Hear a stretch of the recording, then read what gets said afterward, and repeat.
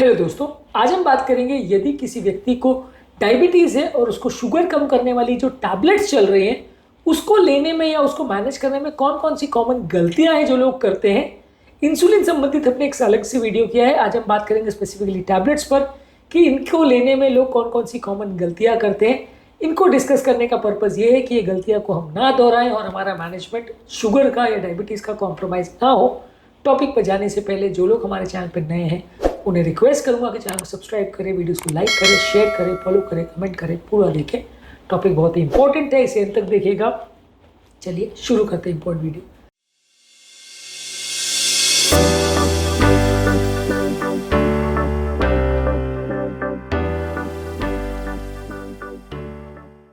सबसे पहला, कई बार लोग जो गलती करते हैं कि मेडिसिन को गलत टाइमिंग पे लेते हैं। अगर कोई मेडिसिन मॉर्निंग पे लिखी गई है उसको दोपहर को ले रहे, शाम को ले रहे, रात को ले रहे, तो मेडिसिन का कितना इफेक्ट आना है उसमें सिग्निफिकेंट वेरिएशन आ सकता है।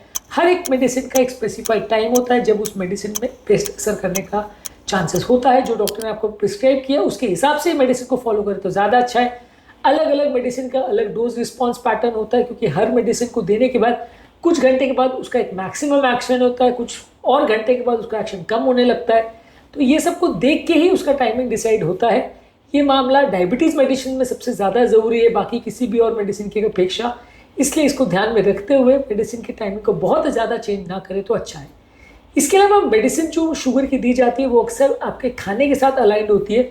ज़्यादातर बहुत सारी दूसरी बीमारियों की मेडिसिन में इतना फ़र्क नहीं पड़ता कि आप खाने के साथ लो या पहले लो या बाद में लो, पर डायबिटीज़ की ज़्यादातर मेडिसिन अक्सर खाने के पहले इसलिए दी जाती है क्योंकि खाने के बाद तुरंत शुगर लेवल्स बढ़ते हैं और इसको कम करने के लिए इंसुलिन का तुरंत पीक होना चाहिए। यदि हम उसको एड्रेस ना करें और सही टाइम पे दवा ना दें तो कई बार पेशेंट को उतना फ़ायदा नहीं होता है और दवाओं का उतना अच्छा असर या रिस्पांस नहीं देखने को मिलता है। तो इसलिए आपको ये देखने की ज़रूरत है कि मेडिसिन को खाने के अगर पहले लिखा है तो उसको उसी हिसाब से लें, उसको खाने के बाद में या खाने के कई घंटे के बाद अगर लेंगे और सही टाइम पर लेना भूल जाएंगे तो आपको गलत टाइम पे शुगर बढ़ेगा और गलत टाइम पे दवा का असर होगा और कई बार शुगर लेवल बहुत कम भी हो सकती है, बहुत ज़्यादा भी हो सकती है, आपका ओवरऑल साइकिल मिसमैनेज हो जाएगा। इसलिए खाने के टाइमिंग के हिसाब से उसको अलाइन करना बहुत ज़रूरी है। इसके अलावा कई बार लोग इनकरेक्ट डोज लेते हैं कि जितना प्रिस्क्राइब किया उससे कम ले लिया, ज़्यादा ले लिया, जिसकी वजह से ज़्यादा ले लिया तो शुगर कम हो जाएगा, कम ले लिया तो शुगर ज़्यादा हो जाएगा। ये कॉमन गलतियाँ जो लोग करते हैं। कई बार लोग अपनी शुगर वैल्यूज़ को असेस करके टेबलेट्स या मेडिसिन लेते हैं। तो ऐसे लोग को पता होना चाहिए अगर शुगर वैल्यू कम है तो गोली कितनी कम करनी है, अगर शुगर वैल्यू ज़्यादा है तो कितनी ज़्यादा लेनी है। ऐसा आप नहीं कर सकते कि एक के बदले 4 टैबलेट खा ली और ऐसा नहीं कर सकते कि टैबलेट पूरी बंद कर दी। वो थोड़ा सा समझ के दवाइयों को आप डिसाइड करें तो ज़्यादा अच्छा है। अगर आप शुगर वैल्यूज को चेक करके मेडिसिन ले रहे हैं तो थोड़ा सा डोजिंग पैटर्न को आपको पता होना चाहिए कि कितनी मेडिसिन का डोज कम या ज़्यादा आप कर सकते हो। इसके अलावा कई बार लोग लाइफस्टाइल चेंजेस के हिसाब से भी एडजस्ट नहीं करते। कई बार एक्सरसाइज अगर कर रहे हैं उससे पहले अगर हाई डोज मेडिसिन ले ली तो शुगर ज़्यादा कम हो जाएगा। तो कौन से टाइम आप एक्सरसाइज कर रहे हो उसके हिसाब से एडजस्ट करना ज़रूरी है। कितना आपका बॉडी वेट है उसके हिसाब से भी एडजस्ट करना ज़रूरी है। यदि किसी व्यक्ति का वेट गेन होता है तो उसकी इंसुलिन की रिक्वायरमेंट बढ़ सकती है, कोई इंसुलिन रेजिस्टेंस बढ़ जाता है। यदि किसी का वेट कम होता है तो उसकी दवाओं की रिक्वायरमेंट कम हो सकती है क्योंकि इंसुलिन रेजिस्टेंस कम हो जाएगा। तो चेंजेस ऑफ बॉडी वेट को भी ध्यान में रखने की ज़रूरत है क्योंकि इसकी वजह से आपकी दवाओं की रिक्वायरमेंट चेंज हो सकती है और इसका ध्यान नहीं रखोगे तो शुगर की दवाइयों का डोज कम ज़्यादा हो सकता है। इसके अलावा दवाइयों के आपस में जो इंट्रैक्शंस होने के चांसेस है उसको भी ध्यान देने की ज़रूरत है। अलग अलग दवाइयाँ जैसे कि आपकी शुगर की मेडिसिन, एंटीबायोटिक्स है, कॉर्टिकोस्टेरॉइड्स है, ये आपकी शुगर की मेडिसिन के इफेक्ट को कम ज़्यादा कर सकती हैं, इसलिए इनको ध्यान में रखना आवश्यक है, नहीं तो प्रॉब्लम ज़्यादा होगी।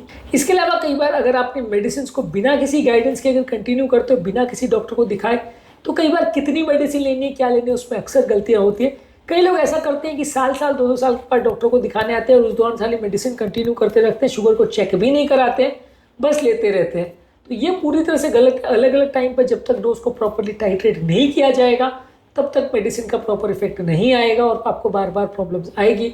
तो बार बार शुगर को चेक करना और रेगुलरली एटलीस्ट 2-3 महीने में एक बार डॉक्टर को ज़रूर दिखाना आवश्यक है।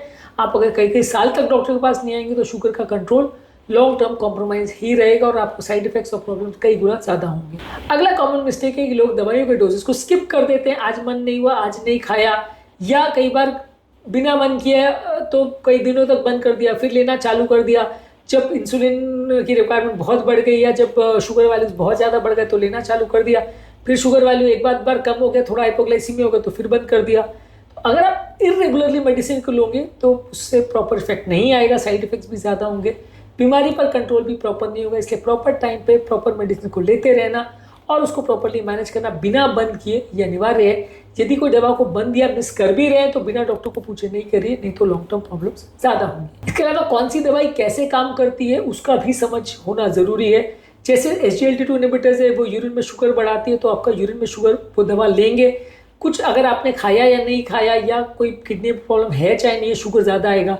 मेटफॉर्मिन है जो शुगर वैल्यूज़ को बिना खाने से फ़र्क किए वो डायरेक्टली इंसुलिन जो रेजिस्टेंस है उसको अफेक्ट करती है और उसको कम करती है। सल्फोनाइलुरिया जो है इंसुलिन बढ़ा के काम करती है। तो ओवरऑल कौन सी दवा कैसे काम करती है इसका भी एक बेसिक आइडिया होना आवश्यक है।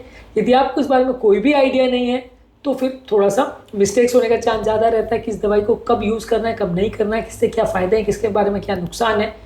थोड़ा सा सबके बारे में जानकारी एटलीस्ट बेसिक भी आपको हो तो बीमारी को मैनेज करना थोड़ा ईजी हो जाता है। डॉक्टर को या उसकी जजमेंट को या उसकी प्रिस्क्रिप्शन को समझना और मैनेज करना थोड़ा ईजी हो जाता है। इसके अलावा कई कॉमन दवाइयों के कॉन्ट्राइंडिकेशंस होते हैं जिसका ध्यान रखने की ज़रूरत है।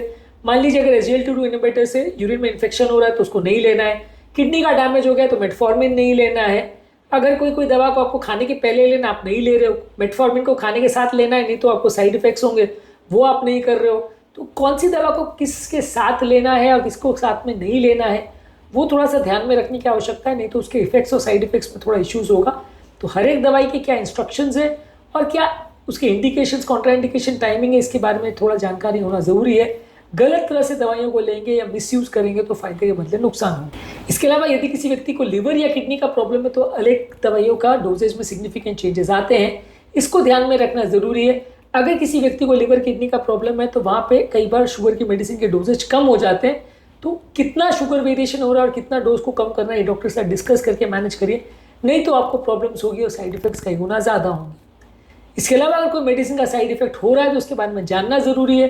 किस दवा से शुगर कम होता है, किस दवा से वजन घटता है, किससे वजन बढ़ता है, किससे पेट खराब होता है, किससे लूज मोशन होते हैं, किससे आपको डिस्ट्रेस हो सकता है। ये सारी चीज़ों के बारे में अगर आपको पता है तो आप बेटर वे में मैनेज कर सकते हो। अब SGLT2 इनहिबिटर से यूरिन में इन्फेक्शन हो सकता है, आपको पता नहीं है तो आप किडनी के डॉक्टर के पास चले जाओगे और आपको पता नहीं चलेगा कि दवा शुगर की है, इसकी वजह से प्रॉब्लम हो रहा है। तो ये सारी चीज़ों के बारे में एटलीस्ट बेसिक जानकारी साइड इफेक्ट्स के बारे में होना ज़रूरी है, ताकि अगर वो साइड इफेक्ट्स हो रहे हैं तो आप जल्दी अपने डॉक्टर को रिपोर्ट कर सकें और बिगड़ने से पहले हालत डॉक्टर के साथ दवाइयों को एडजस्ट करवा सकें। इसके अलावा कई लोग एक पर्टिकुलर दवाई को ज़्यादा लेते रहते हैं जबकि शुगर कंट्रोल नहीं हो रहा है। अलग अलग तरह के कॉम्बिनेशन से कई बार ज़्यादा फायदा होता है पेशेंट को और पेशेंट का शुगर वैल्यूज़ ज़्यादा बेटर वे में कंट्रोल होता है। यदि आप एक तरह की मेडिसिन ले रहे हो और उसमें कॉम्बिनेशन यूज़ नहीं कर रहे हो तो कई बार वो मेडिसिन का डोज ज़्यादा होने के बावजूद भी प्रॉपर इफेक्ट या कंट्रोल नहीं आता है और साइड इफेक्ट्स भी ज़्यादा होते हैं। तो कई बार कॉम्बिनेशन थेरेपीज़ को यूज़ करना या डिस्कस करना भी ज़रूरी है। कई बार उससे अलग अलग पेशेंट्स को फ़ायदा ज़्यादा होता है और कई बार शुगर कंट्रोल ज़्यादा बेटर आता है।